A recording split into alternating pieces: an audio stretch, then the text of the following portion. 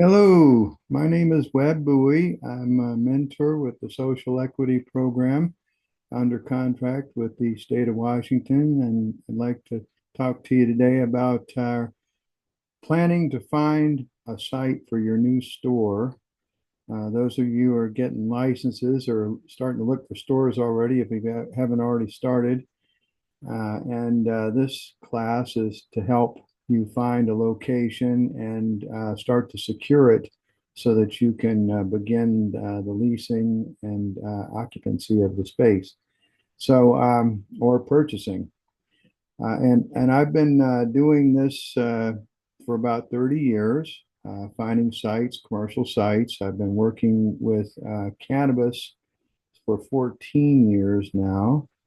And I've been helping or mentoring with the social equity program since 2023. So my goal is to take you step by step through the process of finding real estate for your store and how to evaluate it and secure it for your store. And it's step by step. So this is what I do when I go out and look, and I hope it is helpful for you. So I'm going to share my screen right now, and so that you can follow along with my PowerPoint presentation. Bear with me while I share the screen. Okay, so we are looking at the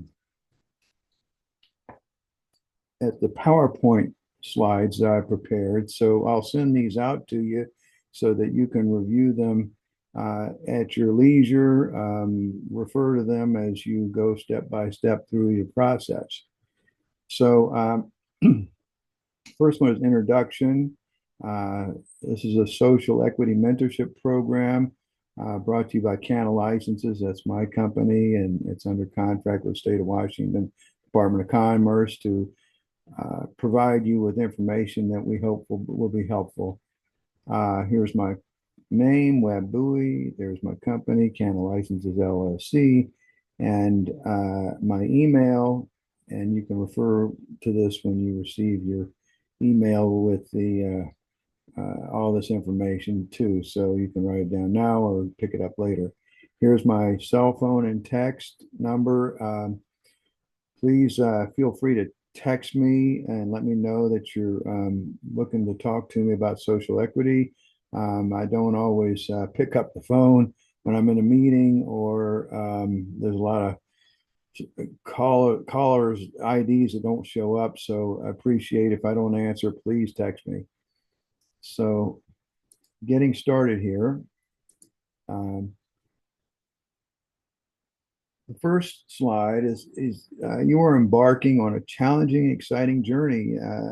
I find it fascinating. I've been doing it for many years, and every time I go search, it's a new, exciting experience for me. I'm always learning, and I'm hoping that through this class, you will be able to go out with confidence and with a positive perspective that you can do this. And I'm pretty certain that the piece of real estate or lease that you're looking for is out there. It just may take a lot of time and effort to find it. But stay positive, because that's the reward, is the goal is to find your location.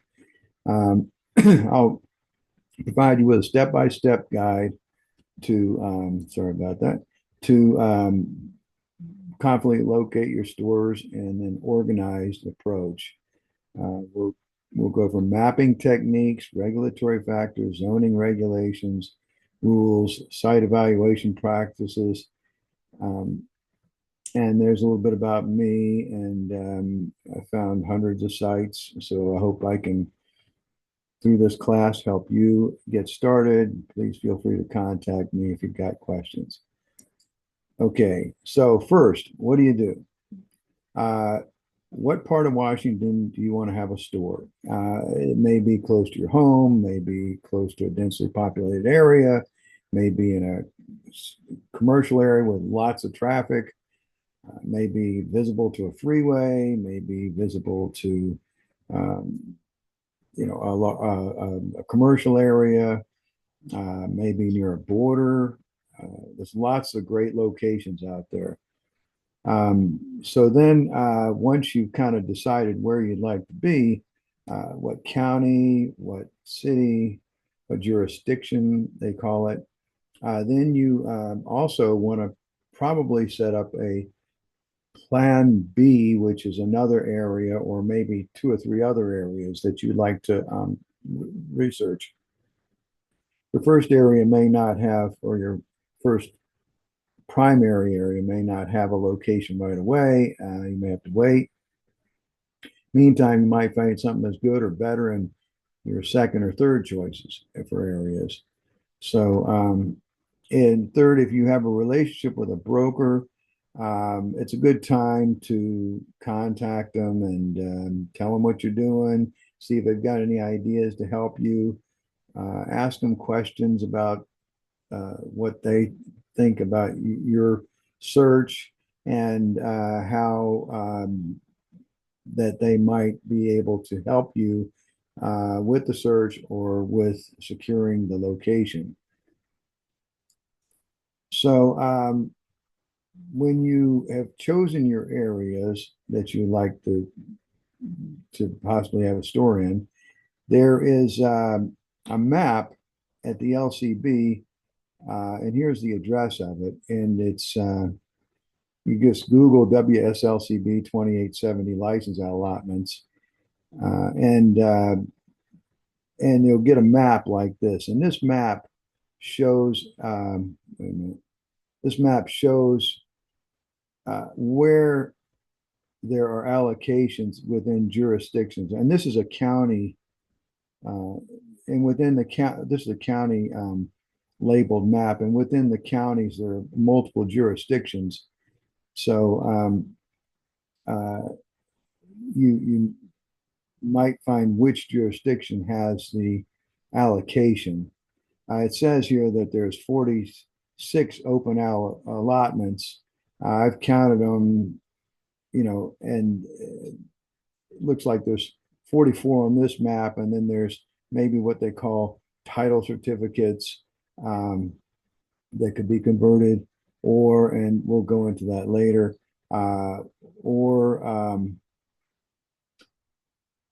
LCB is communicating with many jurisdictions now, trying to convince them to make special exceptions for social equity licenses. So it wouldn't hurt to feel free to contact the jurisdictions, and we'll get into that later to find out if there's a special social equity exception to an additional allocation for that jurisdiction. So the way to do that is to contact the jurisdiction and find out if there's an allocation. So, to backtrack a little bit, every property in the state of Washington lies within a jurisdiction. It's usually a city or county as a jurisdiction. You may find multiple jurisdictions for your choices of desirable areas, meaning that you say, well, I want to be in a county A, and you might find within county A, there are 4 or 5 jurisdictions in addition to the county at large. So, for example, Bothell has its own municipality plus addresses in Snohomish and King counties. So here's an example of small jurisdiction having addresses in 3 other jurisdictions, as opposed to a large jurisdiction having 6 or so jurisdictions within itself. I hope that makes sense.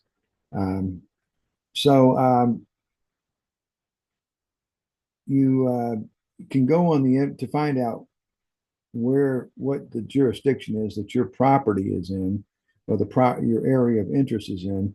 Then you go to that your Google and you say, what jurisdiction does, for example, City of Seattle lie in? It'll come up City of Seattle. But if you went to ask which jurisdiction Bothell lies in, you might get 3 different answers.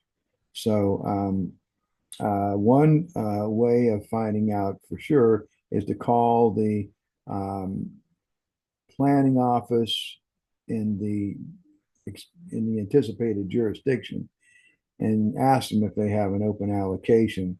And sometimes they refer you to one of the other offices, but you may even find a specialist in cannabis related zoning and allocations. And when you find that person, keep their name and phone number handy because they can be your best friend in finding a location. So uh, and it just says what zoning is areas allow legal cannabis retail stores.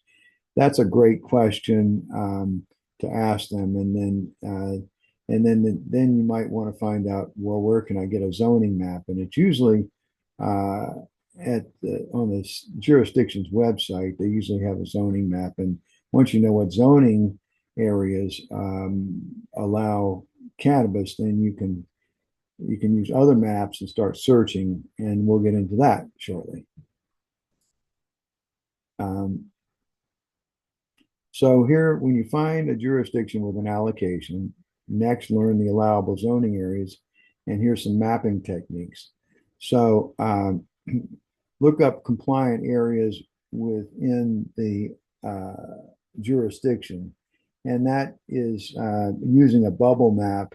Um, I call it a bubble map. The LCB has a website, what they call a restricted entities map, and it shows you bubbles or circles of non-compliant areas.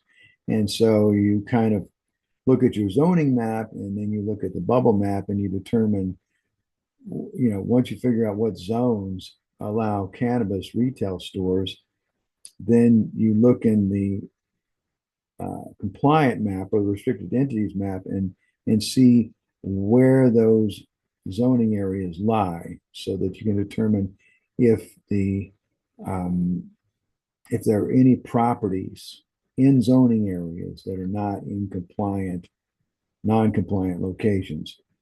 And it talks here about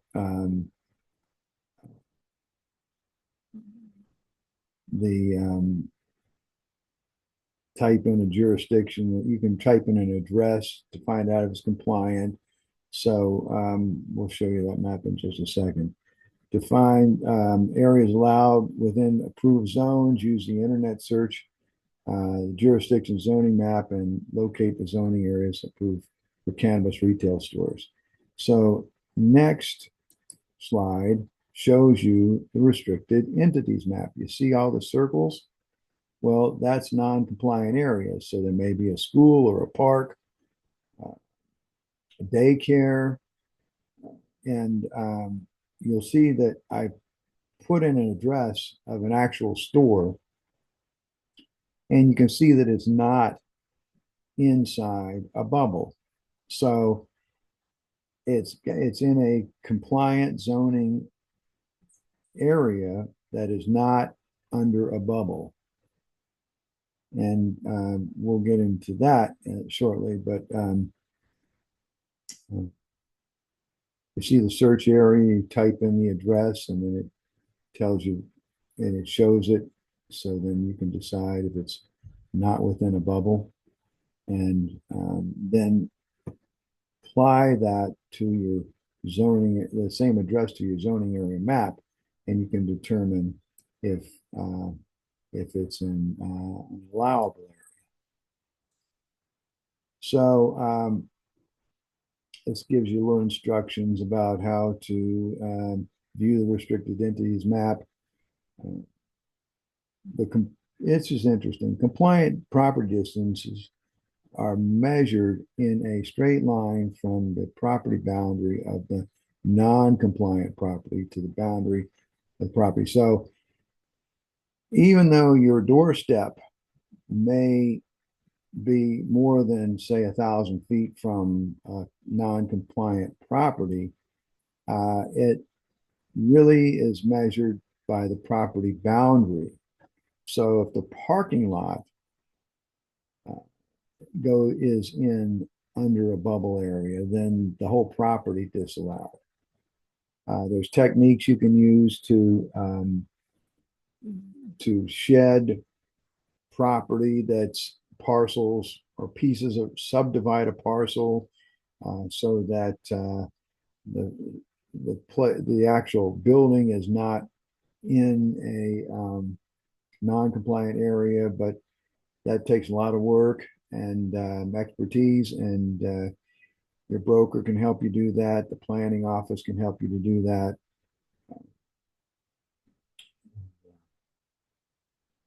I'm reading the last one here. Jurisdictional zoning information can be found on the WSLCB website. 2870 license allotments, Washington State Liquor and Cannabis Board. So we'll get into other ways to search as well. The MRSC zoning map is found on the internet, and there's a link. If you hover over it, it shows that link there, and it defines what zoning areas allow cannabis in each jurisdiction in the state. There's usually zoning maps usually available online from jurisdiction's website, zoning tabs. Find approved zoning categories in the map and zoom in on them to be able to read the street numbers. Sometimes these maps show the property boundaries too. So then you can see if you zoom in on a zoning area and you've got your non-compliant map beside you, or even possibly overlay it, then you can see what properties in the zoning area are not shadowed by the non-compliant bubble. And so then the next thing is, here's an example of a zoning map. This is the city of Tacoma, and it's got a wide variety of zoning categories, and some of them are available for retail cannabis store use. So you have to, once you find out which zoning areas are allowed, then you can go to the map and start looking. So for example, if the yellow zoning areas allow cannabis stores, retail cannabis stores, well, you can look here and here and here, and determine, where there are compliant areas within those yellow zones. And if it says, well, yellow and pink or magenta are available, well, then you can check the magenta areas. So now here's an example of an existing store location, and it's got light blue coloring, which means that it's, in this case, light blue zoning areas allowed for cannabis use. And then it's got the compliant bubbles all around it, non-compliant bubbles all around it. So you can see it stands alone, and it's got a blue color, which is an approved zoning area. And why is this just one property with this blue color? Well, they may have gone for a special zoning adjustment for that property. They may have had lawyers to go in, and that's a long process, an expensive process, but they found a location using those lawyers. If you've got them, can afford them, then maybe they can help you if you find such a location that's compliant yet not properly zoned. They may be able to change that for you. So keeping track of possible locations. Now, when I go out, I will take a laptop with me, a pad, and my phone with a camera on it, and I can take photographs of the property, print screenshots of maps, and what I do is I oftentimes will keep a loose leaf notebook and just insert pages because you may go back to the same property multiple times and add pages. You might have a property information page. You might have a photograph. You might have a map. You might have a overhead map, a zoning map. You might have an image of your bubble map and just put them in there. And then as you get more research done on that property, you'll be able to have a lot of information and you'll be ready for the next step, which is trying to secure that location for your store. Um, I say best practice is to drive to the stores or drive around the compliant and approvable areas and look for vacant, unkept properties and real estate signs. Uh, Take careful notes about street addresses, the condition of the property. Uh, and then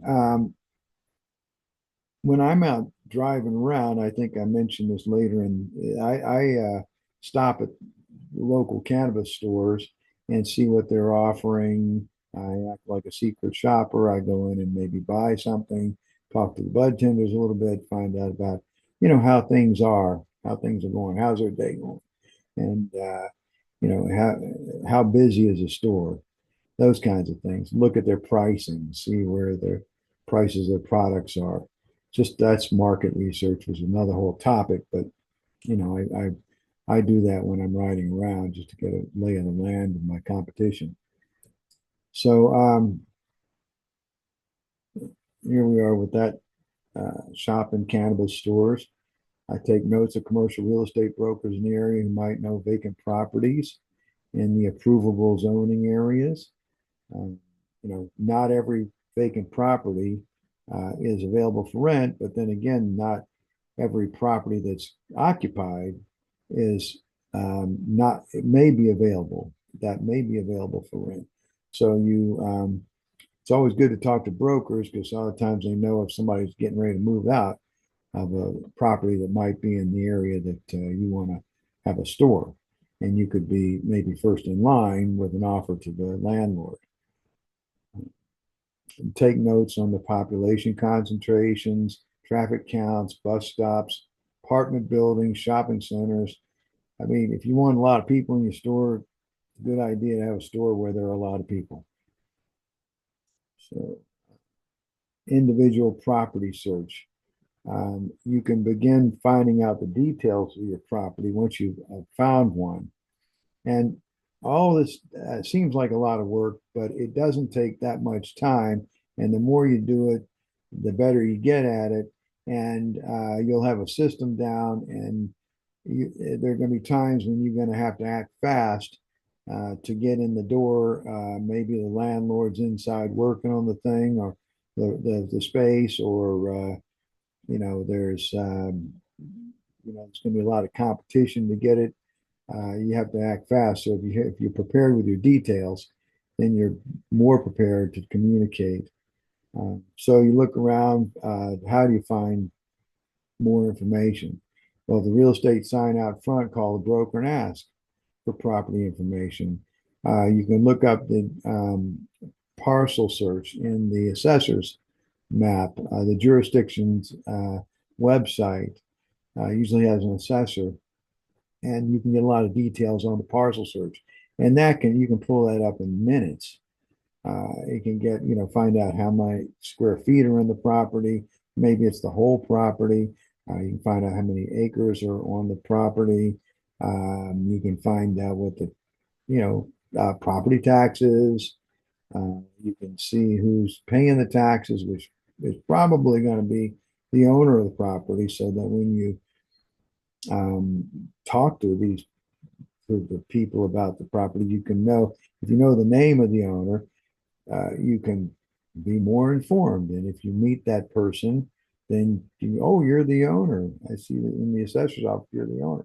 Or you can, when you talk to the broker, you have more more knowledge about the property, and the broker will respect that and treat you maybe a more like little more like a peer than a newbie looking around and not and then also you'll be deemed to be more serious about it. And they say if you dress for success, you'll be more successful. And that's knowledge is power is what I mean by that. Um, uh, and this says, when you bring it up on the website, look for site drawings, ownership information, size of buildings, land area, and verify zoning category.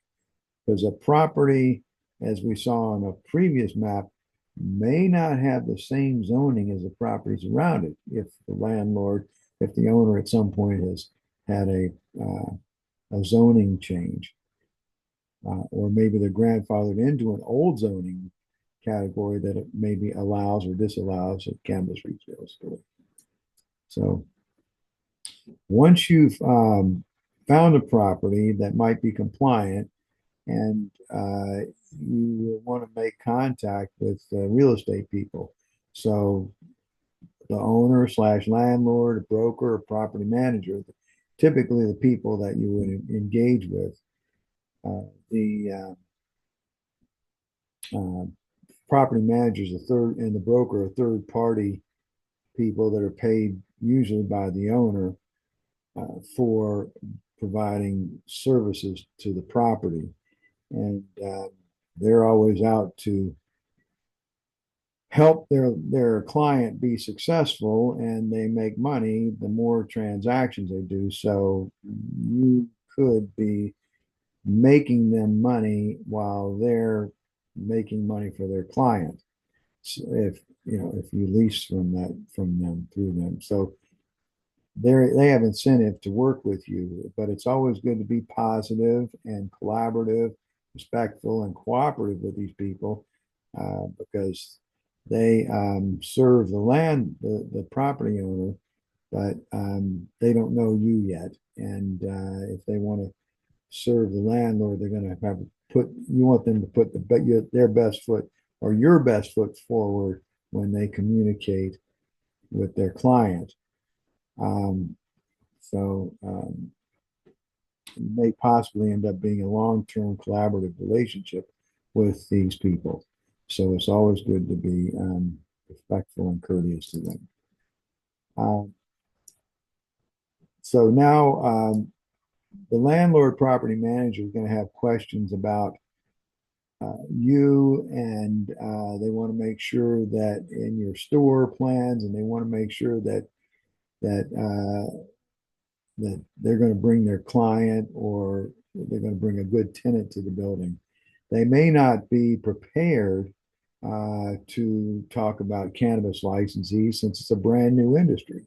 They may not be aware of all that even cannabis licensees are allowed to be in their property, or that their properties are in an area that's approvable. So you want to be prepared with your details and to present them professionally as you can to convince these people to lease to you or sell to you to entertain your offers. Just as a note, the property of a landlord, and they may not be aware of this, is put at risk by renting to a cannabis licensee because cannabis is not yet federally legal. So banks cannot make federally insured loans. Insurance companies must make special arrangements with underwriters. There's a whole host of things that to consider. You're a brand new business. Many people that are getting into cannabis have not had retail experience before, and landlords are leery of bringing inexperienced people into uh, into their property to rent to them. It's like a bank making a loan. They're not going to loan to people that they don't think can pay it back. Well, the landlord's not going to sign a lease with somebody who can't pay the rent. So the more prepared you are, and we'll get in, we have another class on getting prepared with a landlord package, but the more prepared you are to the landlord in your initial presentation, the more seriously they'll take you and the better they'll chance of them giving consideration to you as a tenant. So you go in there with a good idea that positive and confident, you know details of the property. You are also have an idea that you can confidently pay the rent, and they're not going to give you their space, to try and make a living. They're going to rent you their space because they think you can pay the rent. Then another issue to deal with is the neighbors or other tenants may object to a cannabis business. So when I'm out touring a area and I find a property that may be in a compliant location that's also within a allowable zoning area, I will drop in on the neighbors and say hello and talk about what I'm looking to do and I'm looking to open a cannabis store. How do you feel about a cannabis business? And if they say, well, it's going to be insecure, there's a whole lot of things that we'll go into just another minute about how you can put a positive face on their concerns. And more cameras around, you're friendly, you're knowledgeable, how does cannabis help other people, and it's not just going to be a bunch of stoners hanging out in front of the stores. So now if a landlord has a federally insured loan, they'd be prohibited from renting to a cannabis business. You might offer to purchase the property with cash or a personal loan. That's pretty much there are banks that will loan on cannabis properties, and we'll get into that later too. But there's about 6 banks in the state of Washington make loans. So a landlord may want to refinance, but it's really unlikely that they're going to want to refinance.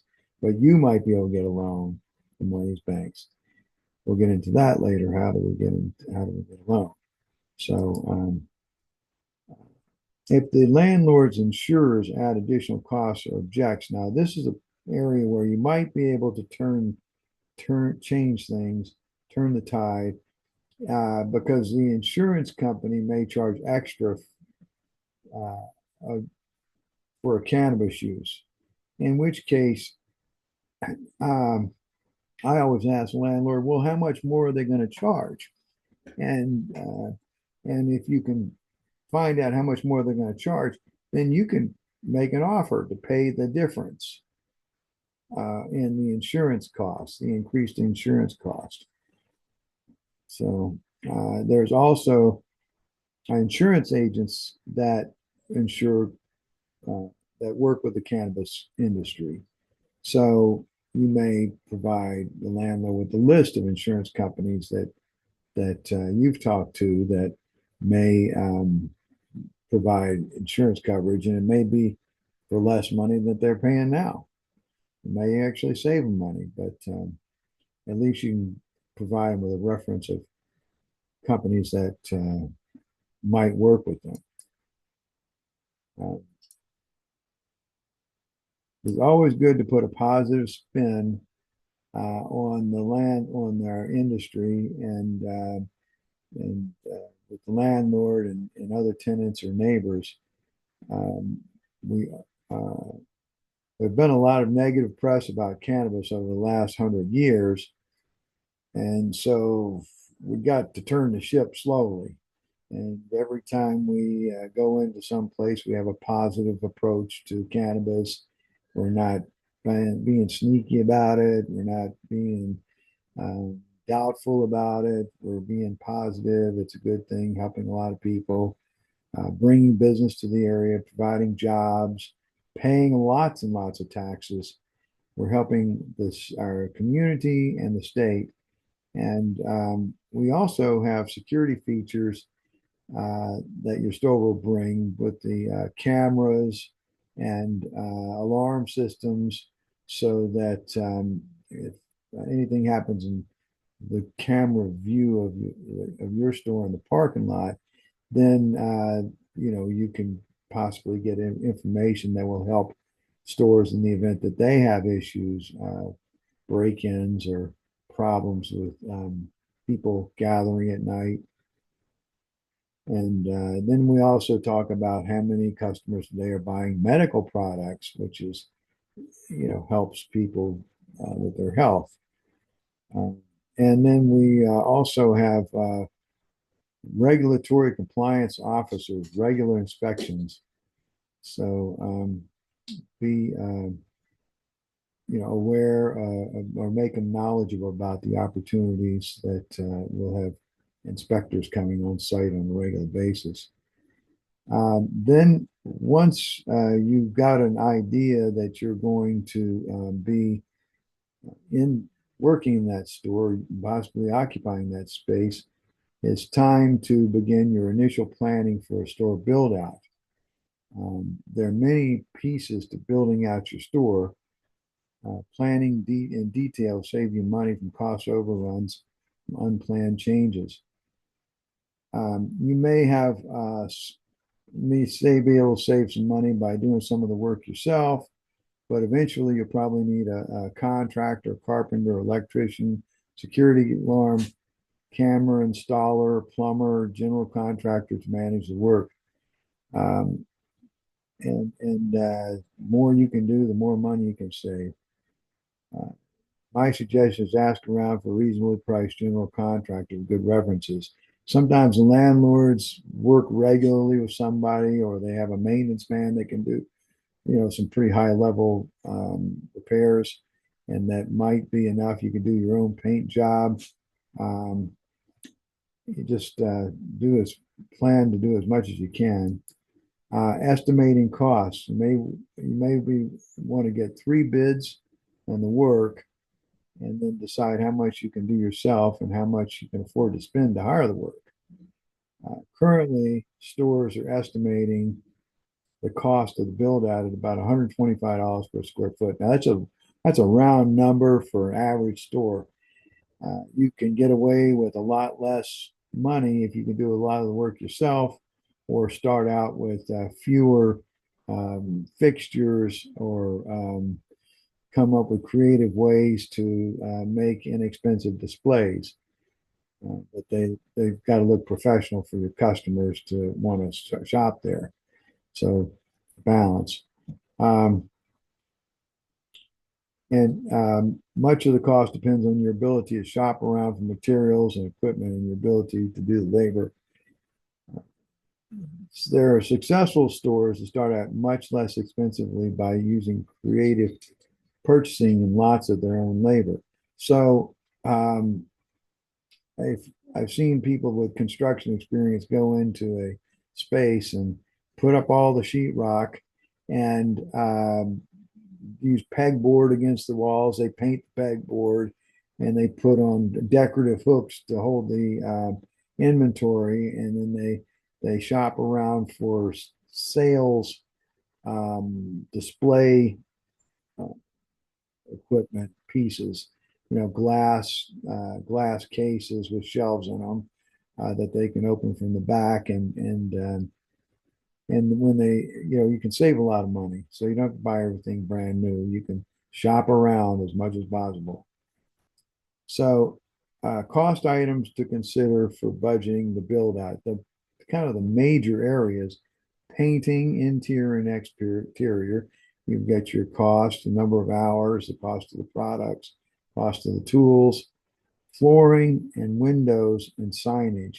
So your flooring may be good. I've seen people paint concrete floors and they look great. Um, as opposed to getting some expensive carpeting or tiles. Your windows, dressings, you may want to put a protective film on your windows, uh, in case somebody tries to break in. Um, You may want to have a shelf or window dressing there so that it appeals to people. They want to walk in your store. Um, then signage, how much signing is allowed for your space, and is there a monument sign out front? How much is that going to cost to add a sign to that? If you got a sign over your space, how much is it going to cost to put the sign over your space? Um, Wall display racks, counter display cabinets. You can buy new or you can buy used. You can buy creatively. It's all about where your budget is. And the key is to make your store look inviting to customers and look professional, like you're serious about your merchandising.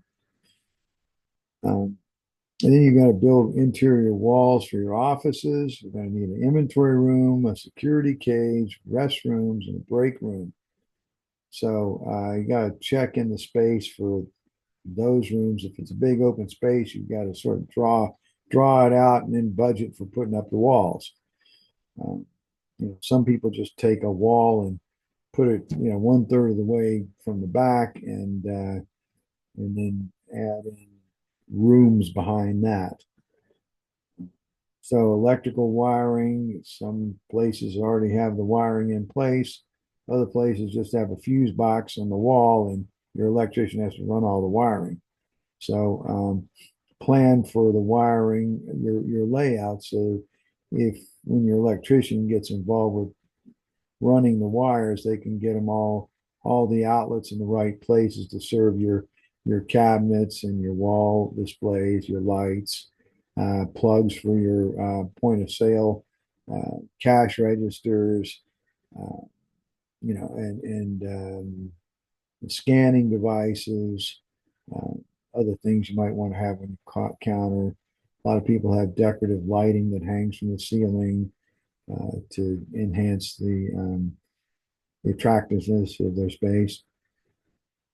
Then you're going to also be wanting to know about the cost of parking lot security. Bollards, those are the posts that stand up in front of the stores that prevent cars from crashing into the store. Some people use concrete blocks that they get from construction companies. And they just bring them out. Sometimes those are about $100 each. Sometimes you can pay $600 each, to have them delivered and installed where you want them. But uh, it's good to price that out. And then plumbing. Plumbing may be very expensive or it may be economical.